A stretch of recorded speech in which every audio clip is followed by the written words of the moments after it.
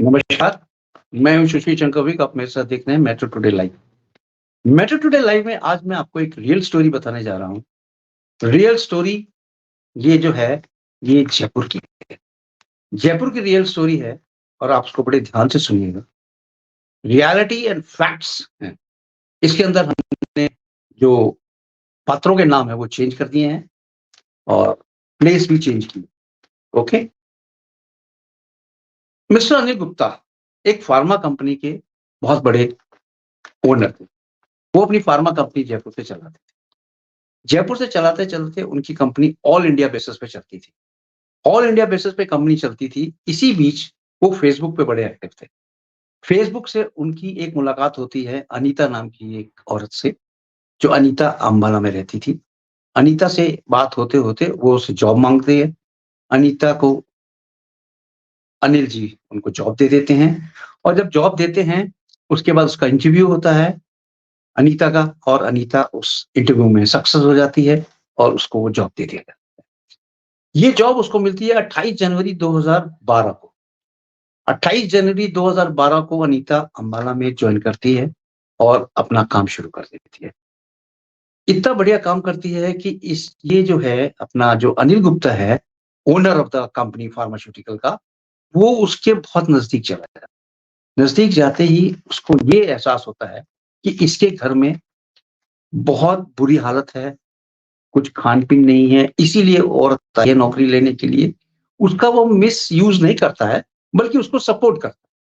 वो support in the sense उसको बहुत बढ़िया सपोर्ट देता है। उस अनीता के 2 बच्चे भी हैं, दोनों लड़के हैं और लड़कों होने के कारण दोनों ही मतलब पढ़ते भी हैं, पढ़ाई कर रहे थे, अभी छोटे बच्चे हैं। अनिल गुप्ता ये सब जानते हुए भी उसका जो हस्बैंड है अ, अनीता का, वो बहुत ज़्यादा इंटॉक्स में दारू पीते हैं, दिन भर दारू पिए रहते हैं। दारू पी के लड़ाई करना, झगड़ा करना, अनीता को मारना, इस तरह से बहुत सी चीज़ चलती थी। इसीलिए अनीता आई हुई थी काम करने के लिए। अनीता ने जॉब ले ली यहाँ पे और वो पूरा जॉब कर रही थी। जॉब बड़े निष्ठा से काम करती थी। होता ये है कि वो जॉब करते-करते किसी और के चक्करों में पड़ जाती है। यानी मार्केट से फ्रॉड करना चालू कर देती है। फार्मास्यूटिकल इंडस्ट्री के अनिल गुप्ता जी को ये बात पता नहीं चलती है। कभी कहीं से कुछ पैसे उठा लिए, कभी कहीं से कुछ पैसे उठा लिए, ऑर्डर्स नहीं आया, मार्केटिंग देखती थी ये एक्चुअली, कुछ नहीं आया। हुआ क्या कि बहुत ज़्यादा प्रॉब्लम्स और खच-पच होने लगा। तो एक बार अनिल गुप्ता जी ने इनको जयपुर बुलाया। जयपुर बुला के स्टेटमेंट्स लिए, स्टेटमेंट मिसमैच किए, इसको एक वार्निंग देके छोड़ दिया। लेकिन वार्निंग देने के छोड़ने की बात नहीं थी क्योंकि इसको पता था कि अब पोल खुल चुकी है, इसलिए ज़्यादा रह नहीं सकती हैं। इसलिए मिस्टर अनिल गुप्ता जी ने इनको बहुत कुछ हो जाने के बाद 6 जुलाई 2017 को टर्मिनेट कर दिया। 6 जुलाई 2017 को अम्बाला से जॉब से टर्मिनेट कर दिया। टर्मिनेट हो जाने के बाद इसके पीछे वो क्या करती थी, टर्मिनेट हो जाने के बाद भी मार्केट में गई और काम करती थी। हालाँकि पूरा सर्कुलेशन हो गया था, टर्मिनेट कर दी गई। उसके बाद टर्मिनेट हो जाने के बाद इन्होंने क्या किया, ये फिर जॉब के तलाश में लगी। जॉब तो इनको मिली नहीं फेसबुक पे, बट फेसबुक पे शादी.com में जाके इन्होंने किसी शादी के लिए एक अप्लाई कर दिया। क्योंकि अनीता ऑलरेडी डाइवोर्सी थी, क्योंकि इन्होंने अपने पहले पति से डाइवोर्स ले लिया था। लीगल डाइवोर्स लिया था। लीगल डाइवोर्स लेने के वजह से ये एक अपने पति की तलाश में घूम रही थी, जो कि बुढ़ापे में इनका काम आ सके। और ये करीब 30 साल की होंगी, 35 साल की होंगी, इससे ज़्यादा थी नहीं, तो काम आ सकें, इसलिए बुढ़ापे का सहारा ढूँढ रहे थे ये।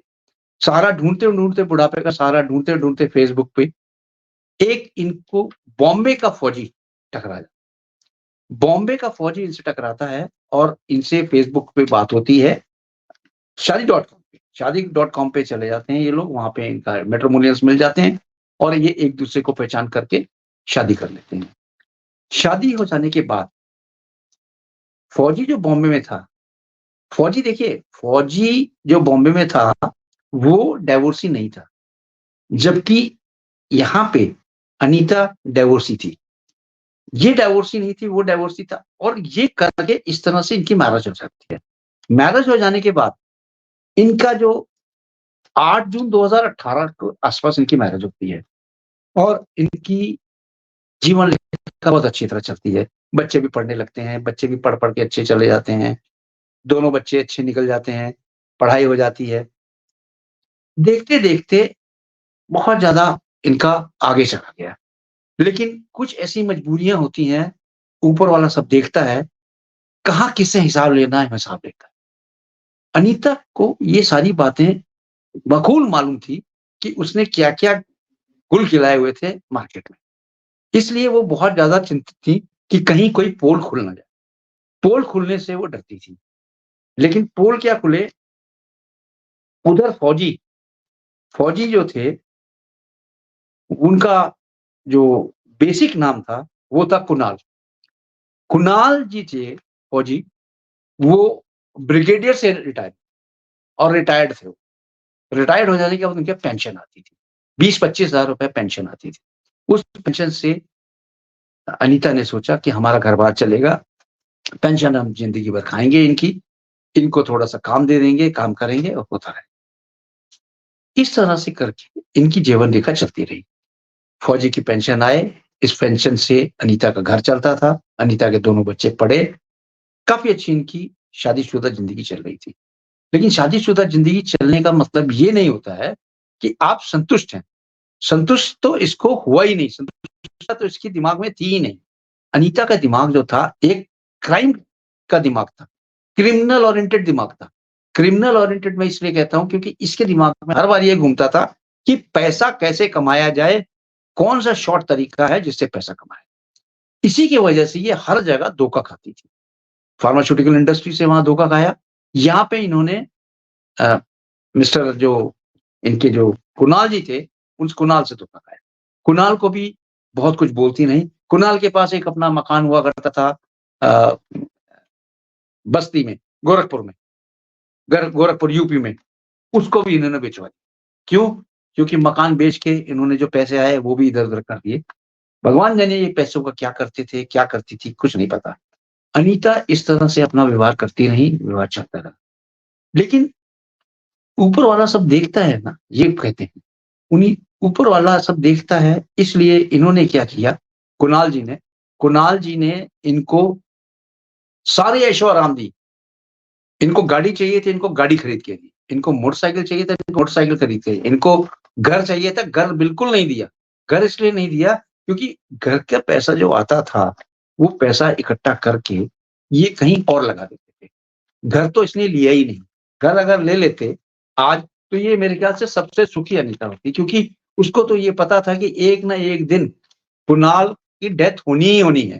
क्योंकि कुणाल जो था वो डायबिटिक था, और भी कई बीमारियाँ उसको लगी हुई थी, तो बीमारियों पे उसका बहुत खर्चा होता था। जब खर्चा इतना होता था, तो ये भी देखने वाली बात है कि इतना खर्चा होता था, ये खर्चा उसके पेंशन से ही होता था।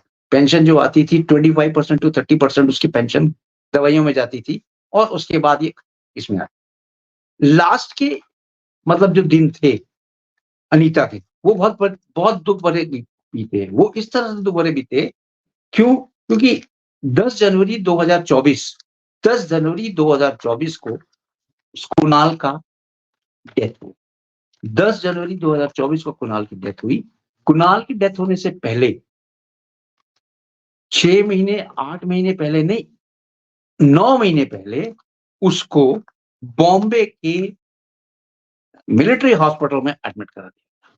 मिलिट्री हॉस्पिटल में एडमिट कराने का मतलब ये रहा कि कोई देख-रेख नहीं, कोई देख-रेख नहीं करते थे, देख-रेख मिलिट्री हॉस्पिटल वाले ही करते थे। मिलिट्री के हॉस्पिटल के डॉक्टर्स देख-रेख करते थे, उसकी दवाइयाँ वगैरह देते थे, सब कुछ करते थे। लेकिन वो ट्रीटमेंट चला नहीं ज़्यादा, क्योंकि ऑलरेडी उनकी बहुत बुरी हालत हो चुकी थी, और इस तरह से वो अपना डेथ पे आ गए। 10 जनवरी 2024 को डेथ हो गई। डेथ हो जाने से पहले, यानी 10 जनवरी से पहले जो उनके पास पेंशन आई थी, वो भी पेंशन इन्होंने विथड्रॉ कर ली। पेंशन विथड्रॉ करने का बहुत बड़ा इनका खेल होता है, क्योंकि ये चाहते थे कि इनके पास पैसे आए। शादी के सर्टिफिकेट ये बनाना चाहती थी अनीता जी, लेकिन अनीता जी से सर्टिफिकेट बना नहीं। उसका रीज़न था, अनीता जी डाइवोर्सी थी, कुणाल डाइवोर्सी नहीं था, इसलिए इनका नहीं बन सकता था। तो अनीता जी और कुणाल जी लिव इन रिलेशनशिप में रहते थे। शादी तो कहने के लिए की गई थी, दुनिया को दिखाने के लिए शादी थी, लेकिन शादी नहीं थी, ये एक्चुअली लिव इन रिलेशनशिप था।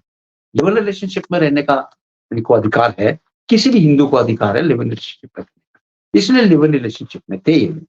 और लिव इन रिलेशनशिप में रहने से इनको बहुत बड़ा ये घाटा हुआ अनीता को, कि अगर ये उनकी पत्नी बन के रहती, रियल पत्नी बन के रहती, तो हो सकता था कि उनके जाने के बाद सारा कुछ इनको मिल जाता, यानी पेंशन मिल जाती, सब कुछ मिल जाता, लेकिन ऐसा हुआ नहीं।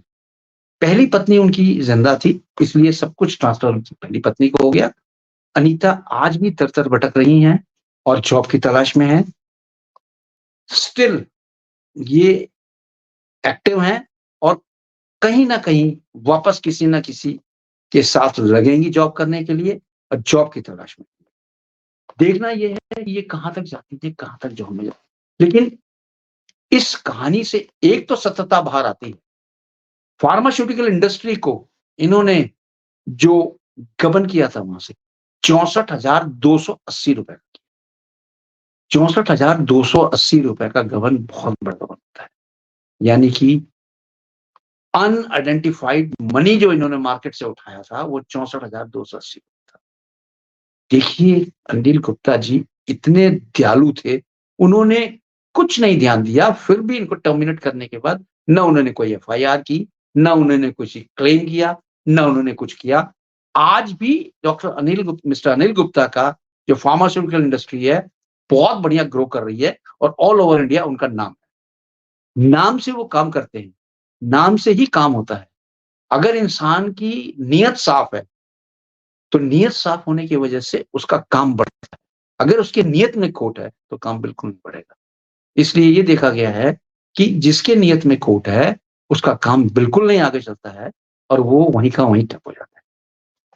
फिर आगे क्या होता है अनीता जी के साथ? अनीता जी ये भी जान लें और जान भी गई होंगी कि दुनिया में देखने वाला एक ही इंसान है, वो है ऊपर वाला। ऊपर वाला सब देखता है, आज नहीं तो कल हिसाब करता ही करता है और सबको हिसाब नीचे ही करके जाना है, किसी को ऊपर हिसाब करना नहीं है। अब मैं आपसे ये गुजारिश करूँगा कि मेट्रो टुडे लाइव के कमेंट बॉक्स में जाएँ और इस कहानी से क्या आपको, ये सत्य कहानी से क्या आपको शिक्षा मिलती है, उसके बारे में बताएँ और आपका कोई कमेंट है, कमेंट बॉक्स में कमेंट करें। मेट्रो टुडे लाइव चैनल को सब्सक्राइब करें, मेट्रो टुडे लाइव चैनल को लाइक करें और आपको मेट्रो टुडे लाइव चैनल की तरफ से बहुत-बहुत धन्यवाद। आप इसी तरह चैनल पे रियल स्टोरी सुनते जाइए, देखते जाइए। हम आपको आगाह करेंगे रियल स्टोरी से और जो भी इसको देखेगा, वो प्लीज़ इसको आगे की आगे बढ़ाए क्योंकि इस तरह से फ्रॉड बहुत हो रहे हैं मार्केट में। इस फ्रॉड को रोकने के लिए एक मुहिम हमने शुरू की है, रियल स्टोरी करके। रियल स्टोरी करके मतलब ये रियल ही है, रियलिटी है इसकी। ये रियल स्टोरी है। सो प्लीज़ सुनें ध्यान से और देखें। धन्यवाद। जय हिंद, जय भारत।